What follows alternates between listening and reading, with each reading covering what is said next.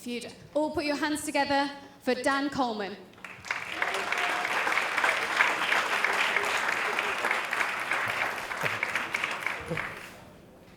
Hi.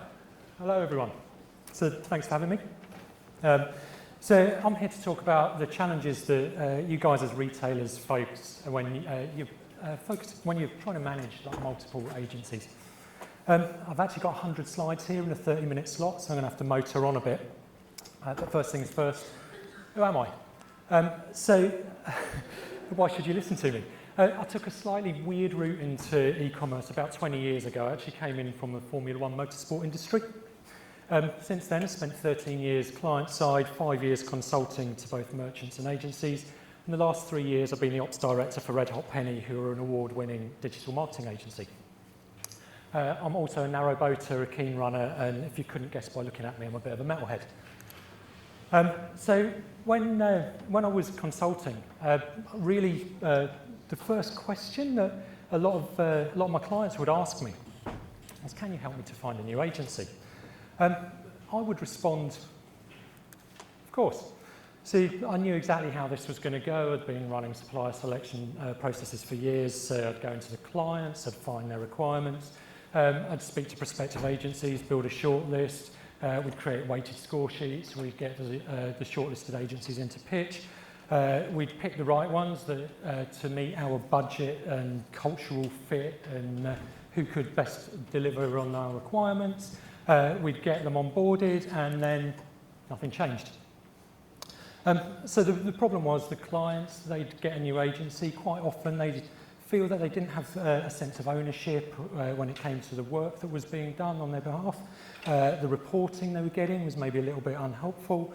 And the revenue increases, if they kind of manifested at all, were nothing to write home about. But worse than that, it's a bloody expensive process. Not my fees, which are obviously very reasonable, but changing agencies does cost actually quite a lot of money. The opportunity cost is the incumbent and the internal team are distracted by the process, and the time it takes for your new agency to actually kind of ramp up. So what happens while all this is going on? You're losing sales and you're losing revenue. So changing agencies really should be your kind of position of last resort. Obviously I'm saying this as someone who now works in senior management team of an agency. But after going around this a couple of times, I realised that actually when my clients were coming to me and saying, "Can you help me find a new agency?" the response was, "Is that really what you need?" I've been kind of fascinated ever since by this slightly weird disconnect in the relationship between agencies and their clients. Some of you might think this, or maybe that. So let me just kind of explain where I'm kind of going with this whole bigamy, polyamory thing. So let's paint a picture of a typical client of ours at Red Hot Penny. And here he is in the middle there, obviously doing really well. You can tell by his top hat and monocle.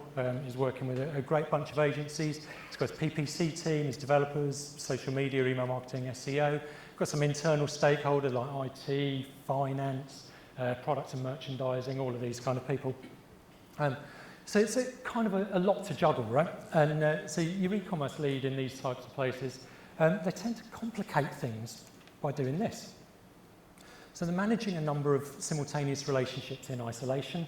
So I'm going here, they're behaving like bigamists. So you're probably thinking, it's just business, right? It's how it works. So let me explain why it's actually a problem to be working this way. I'm going to use something very close to a real-world example just to sort of illustrate this. So one day in the e-commerce world, PPC, they go to their client and they say, "You know what? We actually need to get Google Shopping up and running." Client says, "Yeah, great." So off they go and they brief the developers. The developer says, "Great, we're going to do this." Obviously, they want a project. They're going to quote for it. And it's going to cost a fee, so the merchant approves it, and we wait for a little while the work gets done. After a little while, developers come back and ask the merchant to then go and get the work that they've done checked. So the merchant then goes to the PPC agency, and we have to wait some more. PPC agency comes back, says that the feed is faulty, and so the merchant then has to go to the developers, and we have to wait again. You're going to get quite bored of this slide. It comes up a fair few times, right? So developer, they come back and make the changes. Merchant goes back to PPC agency, wait a little bit more. PPC agency says great, and we can finally launch those campaigns, and we have a happy retailer. Following week, social pop up. They want to do something quite similar, and they're asking for a feed and a pixel this time. Merchant, it goes okay, it goes off to brief his developers. The developers, they say they're going to charge a fee again, proves the fee because the ROI is going to be amazing, and we see this again. After a little while, developers come back, they've made the feed, deployed the pixel. Can you ask your social media agency to check it's okay? I think we've been here before, right? So off it goes to our social to check it, they find a problem with it. Merchant goes back to the developers this time say, you know what, we followed the spec, and if you want us to kind of do any more development on this piece, actually it's going to be a chargeable change request. So the merchant then thinks, well, I'm going to see if I can avoid actually having to pay for that. So he goes back to the social team, asks for a workaround, they come back and say no. And so he approves the work with the developers again, and we're back to this Extinction Rebellion logo. Developers pop up again, feed is fixed, merchant goes to tell social media, feed is fixed, and yeah, it looks great, so we'll get those DPAs launched. Finally, he's a little bit less kind of enthused by it, but you know, he knows he's going to get his ROI, so he's okay. You'd think it's the end of the story, but no, Extinction Rebellion are back again. So I hope everyone's kind of dealing with their single-use plastics issue. So during the PPC monthly call, so the merchant's having a chat to his PPC agency, you know, making small talk before getting deep into the reporting and the stats and the performance and stuff like that. Just happens to mention, you know, well, a bit of camaraderie. Oh, we've been going through this kind of feed headache again. PPC agency just happened to mention it could have used the same feed just for Facebook as well. So how do we think the merchant's feeling now? Something like this. Now this is kind of the point of the bigamy analogy. So in 19th century American literature, the bigamist was kind of a cultural meme for a while. And they were these duplicitous characters, and they popped up, and the life of the bigamist would be described as time-consuming, stressful, and evil. I don't know about you guys, but I try and avoid this in my day-to-day working life. Standing up on stage here is kind of ticking the stressful box, so I have to say. So I thought, you know, there's got to be a better way. I know there's a better way. I've kind of developed some techniques over the years. But before I get into those, I kind of needed a cultural meme of my own. Where am I going to find such a thing? Netflix, of course. So this is actually a documentary on Netflix. It follows the life of polygamous Mormon families in this bizarre ranch in Utah. So don't take this too literally, because it's, you know, classic documentary storytelling. Behind these smiles, there's a whole load of issues going on. But if you take what they're saying in the early episodes at face value, what they would tell you the advantage of like a polygamous relationship is that you are having multiple simultaneous relationships with awareness of and cooperation with each other. The husband in this thing would probably also tell you that the advantage in having multiple wives is that they are working together to meet your needs. So you see, as a retailer, you can kind of see why this might actually be working to your advantage. And we might be thinking is, right, Dan, great, this is cool, I've got the message now, skip to the end, we're just going to get all agencies cooperating on all of our calls. Please don't do this, and I will explain why this is not a great idea. So to understand why this is a problem, you need to think about how agencies work. Any agencies in the room, cover your ears, because I'm going to be kind of giving some of your secrets away now. But actually, for us to stay in business as agencies, we need happy clients. So happy clients, they pay their bills, they give us more projects, they recommend us to their friends, you know, they help us to really kind of stay in business. In order to keep our clients happy, we need to plan our resource. And in order to plan our resource, sometimes we need to prioritize. So how do we do that? We have a thought process kind of like this. And actually, most businesses will have a fairly similar thought process when trying to prioritize. So what you're doing is you're looking at what are the fundamental metrics that really will allow your business to thrive.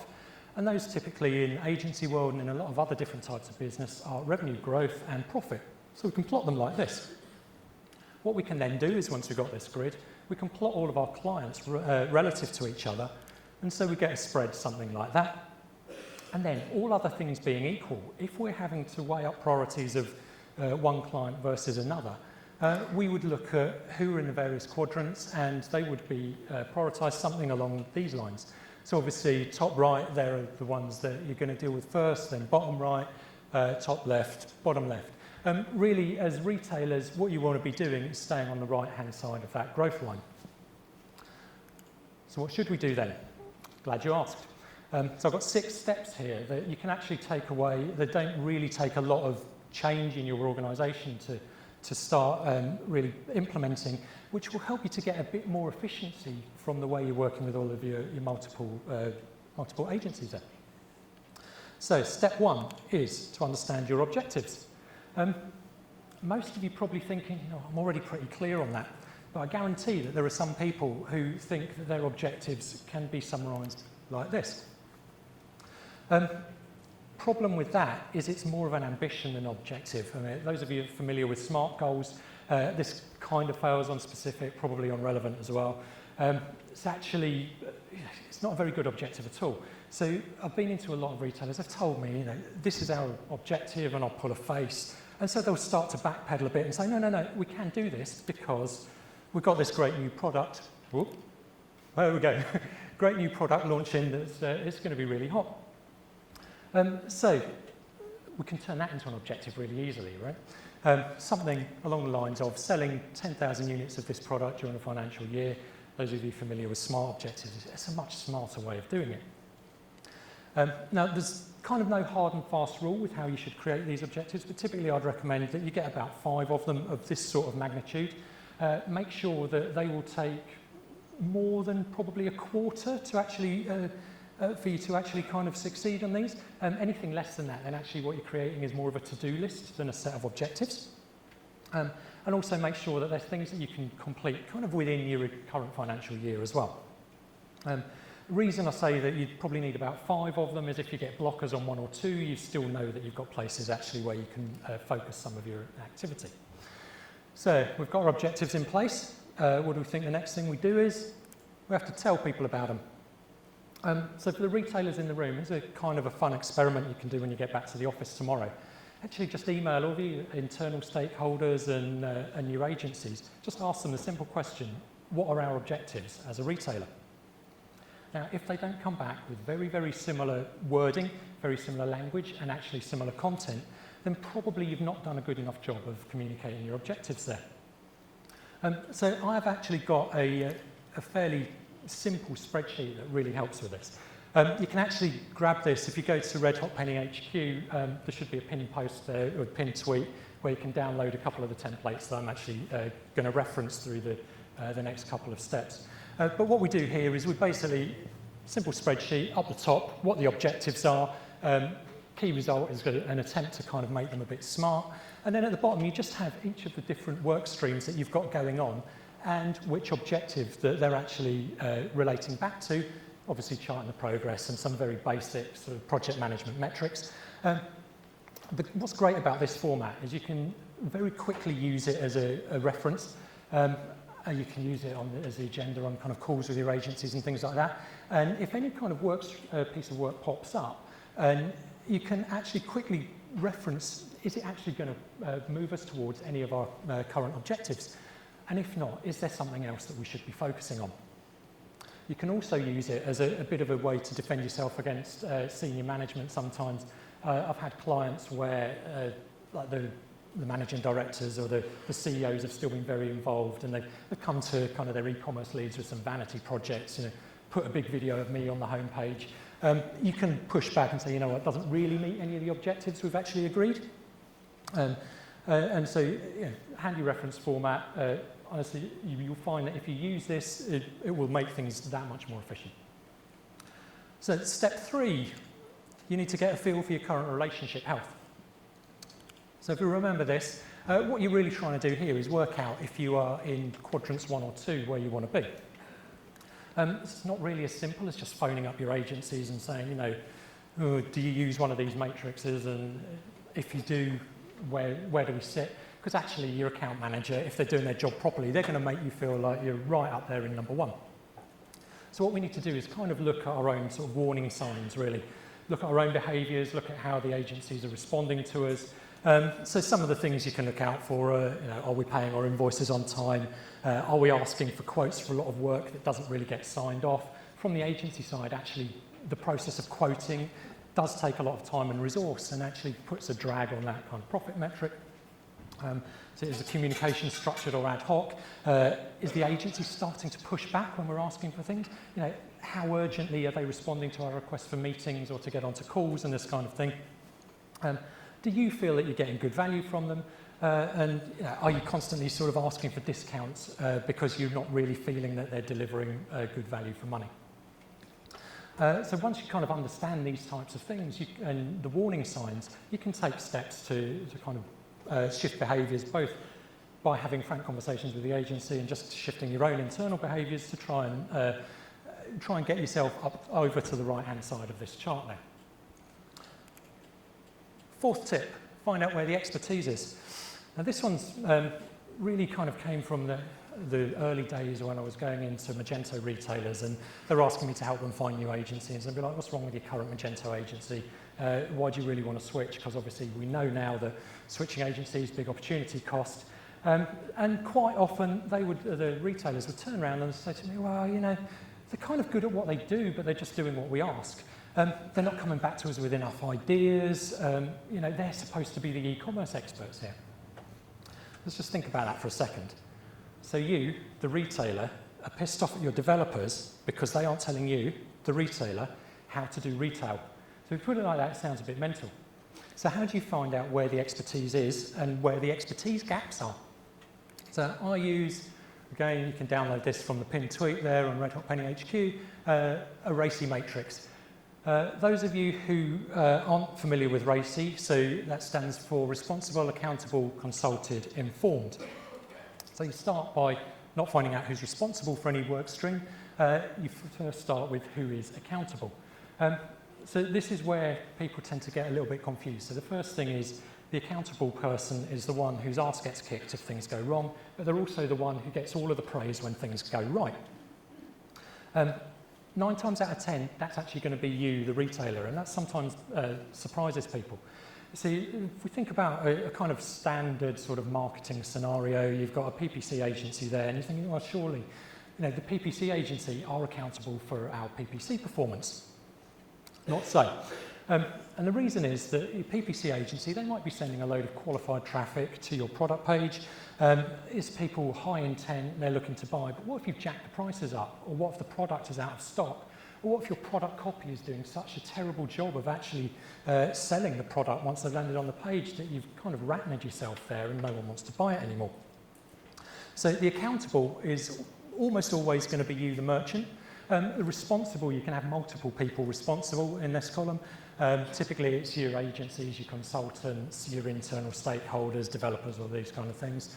And then the consulted, so these are people who aren't directly responsible for delivering the work, but they are actually, you want their expertise, you want them to have an input. So if we take that PPC example, let's think we've got a Black Friday promotion coming up, and you know, we're sending 10 times the amount of traffic to the site and expecting 20 times the volume of transactions over a normal, compared to a normal Friday.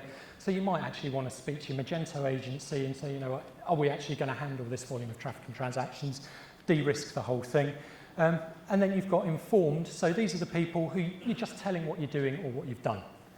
Typically they're at the very bottom of the food chain or the very top. So the ones at the very bottom, they're like the execs, the interns, people like that, and you're saying, actually, we now work like this, do it. And they can't really question it. The people at the top, so these are your senior management teams who you're having to report into. You as the accountable person, you're telling them that you've been a massive success and look at our numbers going this way. So on the subject of reporting, takes us nicely on to step 5, which is own your reporting. Now reporting going to tell you, from a marketing agency point of view, it's a massive headache. What happens is you get to kind of the first week of the month and you put in a load of resource into actually generating these kind of big reports that you're sending into the retailer. The retailer's then having to kind of spend time digesting them, unpicking them. They will then probably pull these into some kind of trading pack. They'll all then meet to discuss that. And they'll probably pull out some nuggets of gold there that they can actually inspire some kind of change. And that's actually what we really need reporting to do, to kind of inspire change and inspire growth. Because if we actually think about that purpose and we think about whose numbers we're actually really looking to impact, who's accountable, then we think, well, actually, you as a retailer should be telling us which metrics are the ones that you really give a shit about. So this is an example from one of our clients. They literally just asked us to pull together a very basic dashboard. This was in Data Studio. It was refreshed in real time. You could go into this anytime, day or night, and see how the classic e-commerce KPIs were performing. They had a good sense what was good, what was bad. So they'd know at any time during the month when they checked this, whether they needed to act, you know. Here's an even simpler version. So this was a client who they'd invested quite a lot in their e-commerce and their marketing, and they really needed to make sure that they were hitting the targets that they said they were going to hit from this investment. So all they really cared about, every conversation started with, are we going to hit target this month?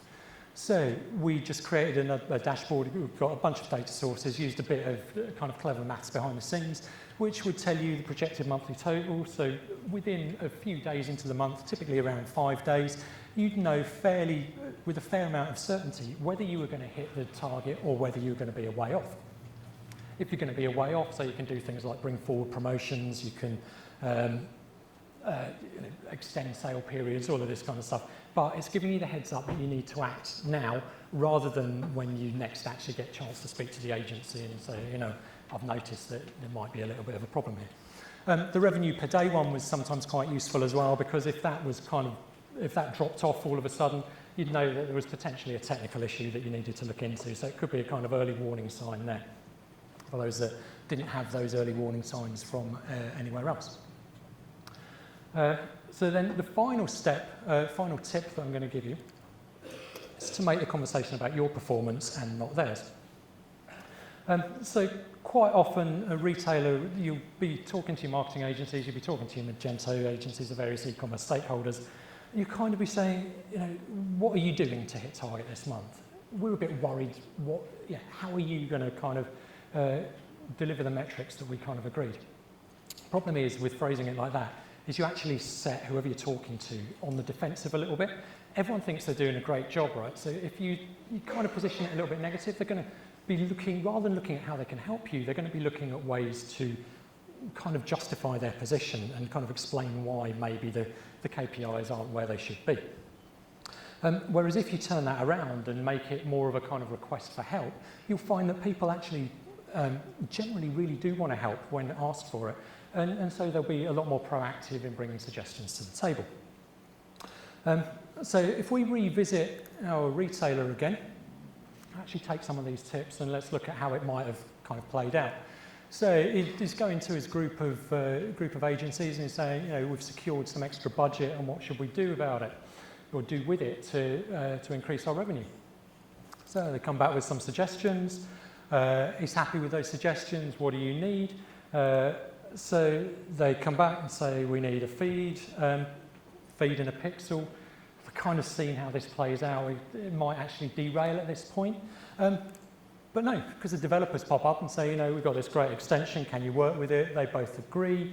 Fantastic. So now what you've got is the merchant who has their own objective. They are being helped by the PPC and social teams who are being enabled by the devs in the most efficient way. It's brilliant. But it gets even better because then up pops the data team and happens to mention that they can get your pixel in place. So now you've got your merchant being helped by PPC and social media teams who are being efficiently enabled by the devs and the data team. Much less friction. Everyone's kind of much happier to kind of be working in this kind of team structure. So our merchant, rather than the kind of angry face we had earlier, probably looked something like this. Now this all seems pretty convenient though. And you're probably thinking, well, he's just thrown some icons up there, and it doesn't really work like that in the real world. So I just want to leave you, I've got a few minutes left. I'm going to talk about a real-world client of ours, and actually a real-world client of JH, are a fantastic conference organisers today. So we were working with Harlequins, the rugby team, for a while. Now, Quins had, they had a lot of kind of challenges that will probably resonate with a fair few people in the room. So they had a very busy but very competent e-commerce manager who was kind of overloaded with competing priorities. They'd had a backlog of change requests sat with the developers. They were struggling to get sign-off on things that they knew they needed to do. They had a load of other things coming in from all angles. They had best practice says do this, best practice says do this. And they really kind of, they were hitting some good numbers, but the business weren't so convinced where the next stage of growth was actually going to come from. To make things a little bit more fun, Quins had actually set themselves quite a tough challenge. So some of the things that they were looking to do, they have an annual charity shirt. They had, this is produced by Adidas, and they had some fairly big numbers that were pushed down on them they had to sell through in that year. To make things more fun, it was some fairly clever, unproven technology and a premium price point. So you have to think a bit differently how to sell something like that. They also had to raise awareness of Big Game 11. So there's an annual sporting fixture called Big Game in the rugby world that Quins run every year, and they basically have to fill the main Twickenham Stadium, significantly bigger than a normal stadium. So in order to do that, they actually had to push awareness of it through all channels, including e-commerce. They also had to meet some challenging retail targets, and when I say challenging retail targets, they were committed to delivering from all of their retail channels the best year ever. And for added fun, the team weren't exactly winning that many games at the end of the previous season. So anyone that's actually ever done any retail in sport will tell you it's the easiest job in the world to actually sell merchandise when the team is winning. If they're not winning, it becomes a real ball ache, and you have to get really kind of creative, and you get a lot of challenges there. So what did Quins do? They basically followed the 6 steps that I've talked to you about this morning. And what results did they get? So they exceeded their target 11 months in a row. They increased their revenues by 73%. They got an 11x return on investment, and we're not talking like ROAS or any of these kind of numbers. We're actually talking about return on investment on their entire marketing spend. And they refer to marketing as that would be their Magento development, that would be their hosting fees, it would be our agency fees, fees of all the creative, any other agencies that were involved in the mix. So an 11x ROI, significant improvement on where they were.